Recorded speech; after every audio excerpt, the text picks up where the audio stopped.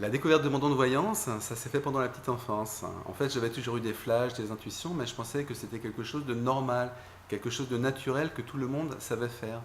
Et j'ai vraiment pris conscience que j'avais un don particulier vers l'âge de 8 ans, quand en fait j'avais eu un flash et j'avais prédit à ma petite voisine que son chat allait faire une fugue et qu'il allait être retrouvé par la boulangère du coin de la rue sous son comptoir.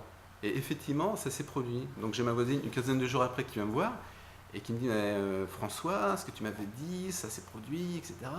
Et alors moi j'étais un petit peu surpris et là on a eu une grande discussion et en fait elle m'a expliqué bah voilà, donc que c'était pas si normal que ça. Et c'est là que j'ai pris conscience que bah, c'était pas forcément naturel, que tout le monde ne savait pas le faire et qu'effectivement j'avais un don de voyance. Donc c'est là que j'ai intégré ça. Je n'utilise pas d'outil particulier pour ma voyance, puisque je pratique la voyance par flash, la voyance par intuition. À un certain moment, je me suis servi des Électrons de Marseille, mais c'était plus comme un guide, c'était plus comme un support afin de m'aider. Avec le temps, avec la pratique aussi, je me suis rendu compte que le plus important, c'est la voix du consultant. Tout simplement parce que là, il y a tout qui passe, à savoir les vibrations, ça c'est fondamental, des sentiments, des sensations, la personnalité. C'est d'ailleurs pour ça que la voyance par téléphone est si intéressante, parce qu'il n'y a que la voix, ce qui me permet de me concentrer sur ma voyance et sur mes flashs. La voyance par téléphone est intéressante en ce sens qu'elle offre un accès facile à la voyance.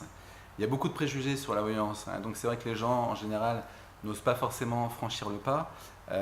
Puis c'est vrai qu'il faut se déplacer, il y a la peur de se retrouver en face de quelqu'un, peut-être d'avoir un jugement.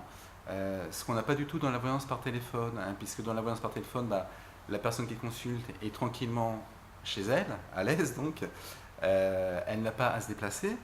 Je dirais qu'il n'y a pas cet apprentissage qu'on peut avoir justement quand on est en face de quelqu'un. Donc je pense qu'effectivement la voyance par téléphone est un excellent moyen pour commencer la voyance. Alors pourquoi j'ai fait de ce don de voyance un métier? Bah, tout simplement parce qu'à un certain moment dans ma vie, je pense que j'avais envie d'aider les autres et je ne le faisais pas.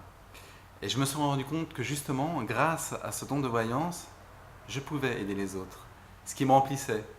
Voilà, donc je pense que c'est ça qui a motivé ma décision de faire de ce don un métier. Et en toute modestie, évidemment. Et je ne le regrette absolument pas.